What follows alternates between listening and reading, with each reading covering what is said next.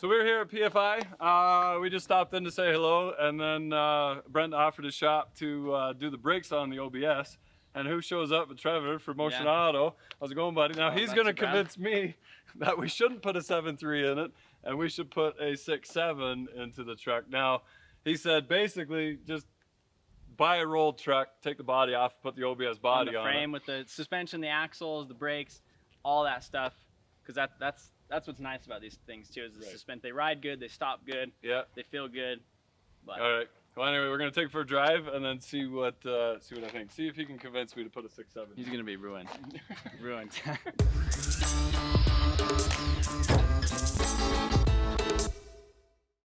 If I get one of these trucks, I feel bad about getting it dirty. Like you're letting me drive in your truck, like. That's fine. When I got it, I was like, I don't want to treat this thing like a pavement princess. Like, I'm still gonna use it to work, and I'm still gonna hop in it dirty and go to drift events and, you know, do whatever. You bought this as a rollover? It was basically wrecked in the front. I think it hit like a pole and then kind of pogo sticked over, laid on this side. So I replaced the bed, the whole front end, like $4,000 worth of like stuff in just the front, like radiator intercoolers, like fan clutches, like all that stuff. Yeah, it's got lots of get up and go. Yeah, I mean, it feels amazing. It does. And then it has the tow haul mode on there, and then it has the factory exhaust brake too. So that's one of the, like, my favorite things. It just has like everything integrated. So like trailer brake controller, like, you know, the little tap shift, tow haul, and then the exhaust brake.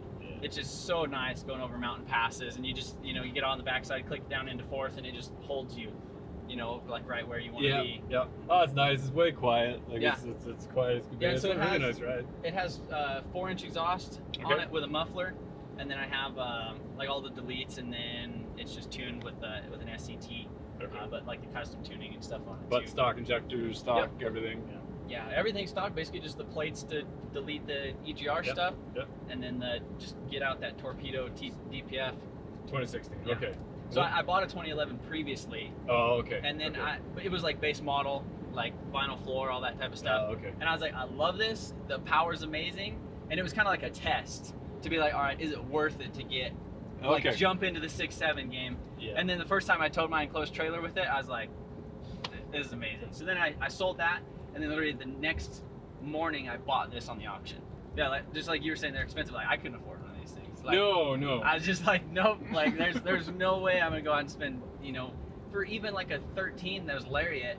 They're like 38 with like 180,000 miles on them, and I'm like, no, like I don't want that. So now imagine our dollar difference. One US is like $1.30 Canadian. So these trucks, well, the same price, but our used market has gone through the roof because of all the floods and stuff down south. So because your dollar's so strong, all the dealerships are calling up our dealerships and saying, we want all your trucks, like Texas, all the floods and stuff. Oh, wow. So we have 0 used trucks. The used trucks are through the roof, which is why those older ones are going up in value too, right? So we're having trouble to afford stuff like this. let alone now everybody else wants them. Yeah. So I got buddies with like 2, 3, 4-year-old trucks, and they're getting calls from the dealership. Hey, I want your truck. We'll get you in a new truck. Yeah. Both the same payments and out the door with a brand new truck again, and not much longer term either. Yeah. So, but like you said, they are expensive, right? Oh yeah. To fix still. So one of the issues is water in the fuel. So if you ever get any water in the fuel, the high pressure fuel pump is lubricated with the diesel fuel. Yeah. So as soon as it gets any sort of water in there, it's just freaking direct metal on metal contact. It'll send all the shavings from the high pressure fuel pump into the injectors and the fuel rails and everything. Yeah. And so to like the kit, they have to replace that, which comes with a new diesel fuel conditioning module, like the fuel pump, the injectors, high pressure fuel pump, the rails, all the fittings and all that stuff. I think it's like, I'm pretty sure it's $3,800. Yeah, US. So for us, plus because nothing's made in Canada, we ship it from the States. We pay brokerage on it, so 75 cents on the dollar, plus brokerage, plus taxes as it crosses the border, plus shipping. We're probably looking at $6-7 grand by the time that's done. Yeah. So I love this, but for that reason, I'm you know what? We're gonna go grab an old 7.3, turn it up, but I'm gonna be okay with the 6-speed Allison, right? Oh yeah, no, yeah. So that was one of the biggest complaints of, like, was the 4-speed. You know, it's like you're going down a hill, you freaking mash it to go up the other hill. Yeah. You know, and like make sure you're in that power band. Yeah.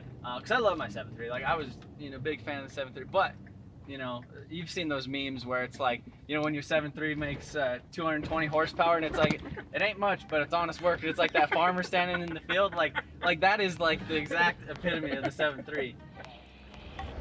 Okay, so the 6.7, I drove it. Really was a nice engine, more power than definitely the Cummins and the 6.6 at the time. I wouldn't say that it had more power than the 2020s we got to drive, but a very nice engine, quiet.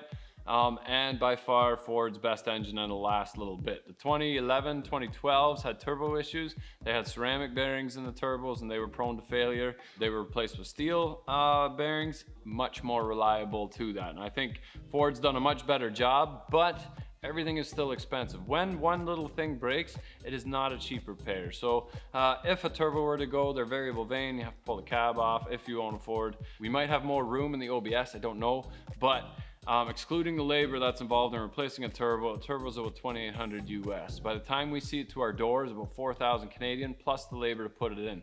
Right now, we're not in that kind of a budget. We don't have that much money laying around, and we can't have an entire truck down because one part broke. Whatever breaks on the 6.7 is going to be expensive. We'd have to delete it. We'd have to get rid of the DPF.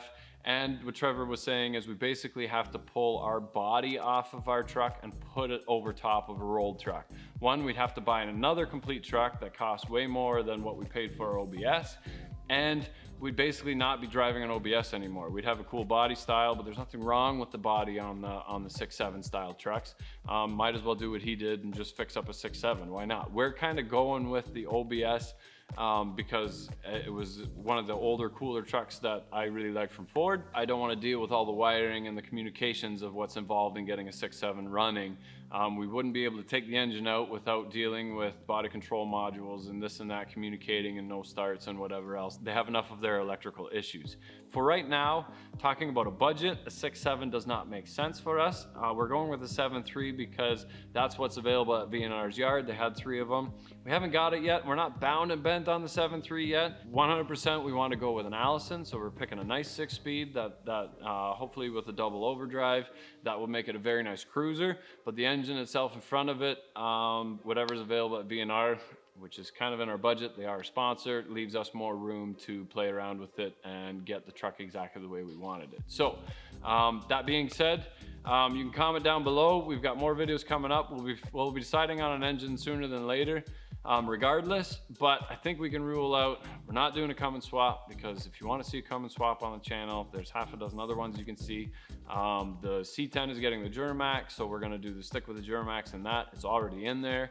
We'll pick away at that in between all of our other stuff, but I think the 6.7 is out as well. So to be clear again, the 460 is not a bad engine. It is a very reliable engine, but much like the Cummins, which is a 1,500 pound engine and puts out a whopping 160 horse or 190 horse, is a very detuned engine. As we've proven, 209 horsepower is nothing to brag about. Even the 330 torque, we can do better on a much better fuel efficient engine. And this is our hauler truck. This is a truck that 3-4 of us want to hop in, pulling the Audi behind us with a trailer full of tools, and the 460 does not make sense for that. If you guys want the 460, you can comment down below. It is for sale along with a freshly rebuilt E4OD, but it is not staying in the truck, and there's nothing you can convince me to tell me that, oh, put a turbo on it. Yeah, it can make more power, and it's going to take even more fuel to get half the numbers of what a diesel can. This truck is getting a diesel whether you like it or not, and I know most of you guys like it. That's why you guys watch for a diesel channel. All right, so that's pretty sweet, but I'm not quite convinced that this trailer's even loaded because it did pull really nice. But oh, there's a car in there. So it's a little car. So what is the truck and trailer and the car loaded? What would you guess? I don't even know. The trucks weigh about 7 by themselves. The trailer's probably 3, and the car's like probably 25. Yeah, so we were looking about 1,300, somewhere around there. Yeah. So that's not bad. That pulled really nice for that. 13,000-ish or something. Not bad. What is this? Well, this is a Bumblebee lawnmower. Perfect. 96 Civic EK Coupe, and I have a K24 swapped in it, turboed it, and we're doing the all-wheel drive CRV transmission. I have a Wagovan rear diff and axles and all that stuff in here. So this is a turbo K-Series all-wheel drive. I'm calling it my Lamborghini killer, is what it is. So that's yellow. That's what we call it. Yeah, it's got to be yellow or lime green. Yeah, something like that. My first truck was bright yellow. 2 big racing stripes, 87 S10. But yeah, I had this car sitting around for like 5 years. It was all in primer, sitting on the shelf, and I was like, it's time to pull it down. So did all the paint and body work. It had a D-Series in it, made like 500 if that. Nice. But I've always wanted to do the K-Series, and like the K-Series all-wheel drive is like kind of the best thing that you could do to one of these things. Nice. So I'm like, well, that's it. It's time to do it. So right couldn't afford a Lamborghini, so we'll just make a Lamborghini killer. That's kind of the plan. Sweet. No, I love this more. Lamborghinis, it's like, I drove a couple of them too, and they're, I don't know, they're cool, but they're not. This thing it made 500 horse with the diesel. It just spins till like the top of fourth gear. So you're doing like 120. Well, the speedometer's doing 120, and you're just like trying to fight it from the ditch. So much fun. Right. You know? So you're getting it tuned today at PFI, and we'll check that out for sure. But otherwise, you've got the drive shaft off the back. Yeah, because just just two-wheel drive guy now. Yeah, okay. So it has a viscous coupler in between. Okay. And so basically, with the drive shaft disconnected, it's 100% front-wheel drive. There's no like weird torque bias in the diff or in the transfer case. Yep.